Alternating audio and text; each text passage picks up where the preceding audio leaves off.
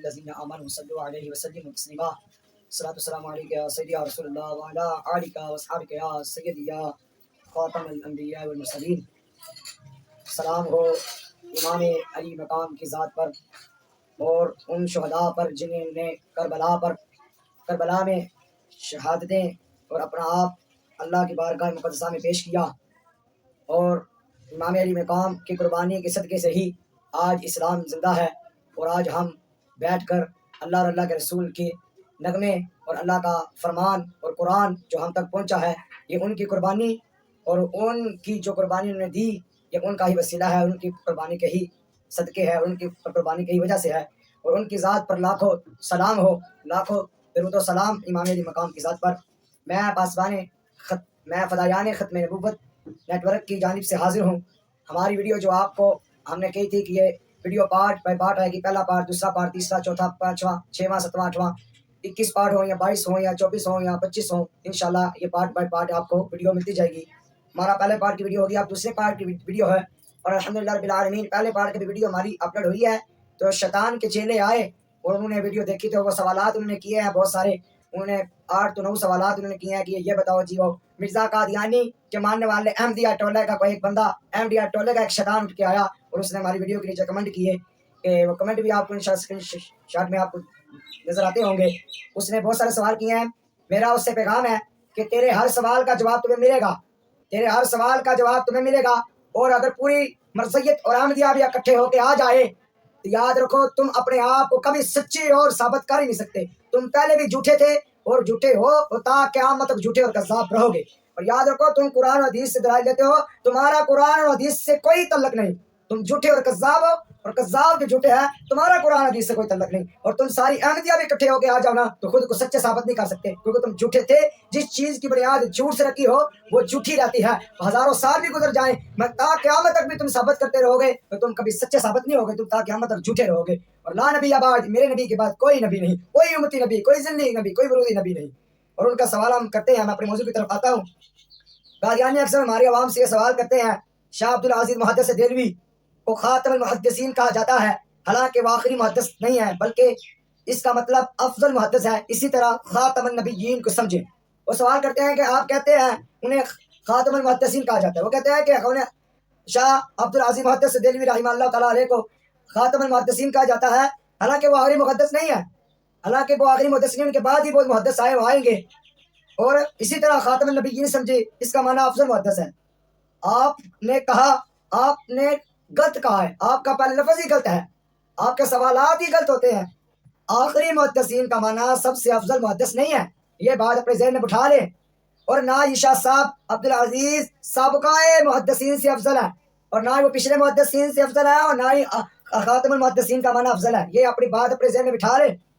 اور بلکہ کہ بعد والے اگلوں کی گرتوں کو باہر تک نہیں پہنچ سکتے، جو پہلے گزر گئے اگلے ان کے گرتوں کو باہر تک نہیں پہنچ سکتے۔ اور اسی طرح خاتم المحدثین کا معنی محدثین کی مہر بھی نہیں ہو سکتا، اسی لیے شاہ صاحب کی مہر سے دوسرے محدثین خصوصاً جو سابقہ محدثین ہیں ہر رز تیار نہیں ہوتے۔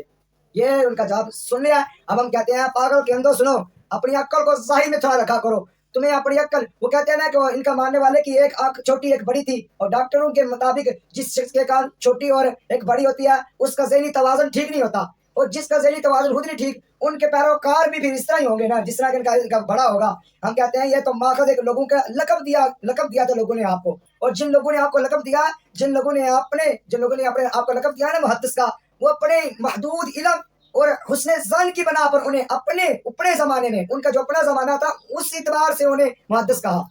ہم کہتے ہیں پاگل کے اندر، اللہ کریم نے قرآن کریم کے اندر فرمایا ولا کہ رسول اللہ و خاتم النبیین، او پاگل کے اندر سنو، اللہ تعالیٰ کا کلام حقیقت پر مبنی ہوتا ہے، اور اس کا علم محدود بھی نہیں، اور اس کے کلام کو انسانی محاورت پر قیاس کرنا تحریف ہے۔ اللہ کے بندو، اللہ کا کلام حقیقت میں مبنی ہے، اور اللہ کا کلام جو ہے اللہ کا علم محدود نہیں۔ وہ اللہ کے حدیث پاک میں نبی کریم علیہ الصلوۃ والسلام نے فرما دیا انا خاتم النبیین لا نبی بعدی، کہ تصریح رسول اللہ خود فرما دی، اللہ کے نبی نے خود اس کی وضاحت فرما دی۔ وہ ہم کہتے ہیں بتاؤ یار کبھی شاہ صاحب کو کسی نے شاہ صاحب کے بارے میں کیا کہا ہو، خاتم النبی خاتم المحدثین لا محدث بعدہ، کبھی یہ کہا کسی نے؟ نہیں کہا، مگر رسول اللہ نے خود فرما دیا انا خاتم النبیین لا نبی بعدی، میں اللہ کا آخری نبی ہوں اور میرے بعد کوئی نبی نہیں آئے گا۔ اور اگر خاتم کا معنی ہم افضل نبی لے لیتے ہیں، مثال خاتم النبیین کا معنی افضل نبی ہوتا تو جس طرح اکثر علماء کے جن علماء کے نزدیک جناب ابراہیم علیہ نبی صلاۃ والسلام تمام انبیاء سے افضل ہے، ان کے نزدیک تو خاتم النبیین کا معنی یہ ہوتا نا، خاتم النبیین کا ان کے نزدیک یہ معنی ہوتا۔ حالانکہ نبی کریم علیہ نبی صلی اللہ علیہ وسلم کی ختمیت پر متفقہ علیہ ہے پوری امت کے علماء، پوری امت کے فقہاء، پوری امت کے محدث ولی صوفیاء حضور کی ختم نبوت پر ان کا عقیدہ ہے کہ امام الانبیاء کے بعد کوئی نبی، کوئی رسول، کوئی نئی شریعت، کوئی نئی کتاب، کوئی نبی امتی نبی ذلی نبی نہیں آئے گا۔ پوری امت کا صحابہ سے لے کر عام انسان تک یہ متفقہ علیہ ہے کہ رسول اللہ صلی اللہ علیہ وسلم کے بعد کوئی نبی رسول نہیں آئے گا۔ اور سیدنا ابراہیم کی ختمیت کا کوئی قول ہے ہی نہیں، کوئی قول نہیں ہے کہ ان کے وہاں ختم النبیین پر مانا اس کا کچھ بھی نہیں ہے، بلکہ جن لوگوں نے سیدنا ابراہیم علیہ نبی صلی اللہ علیہ وسلم کو تمام انبیاء سے افضل مانا ہے،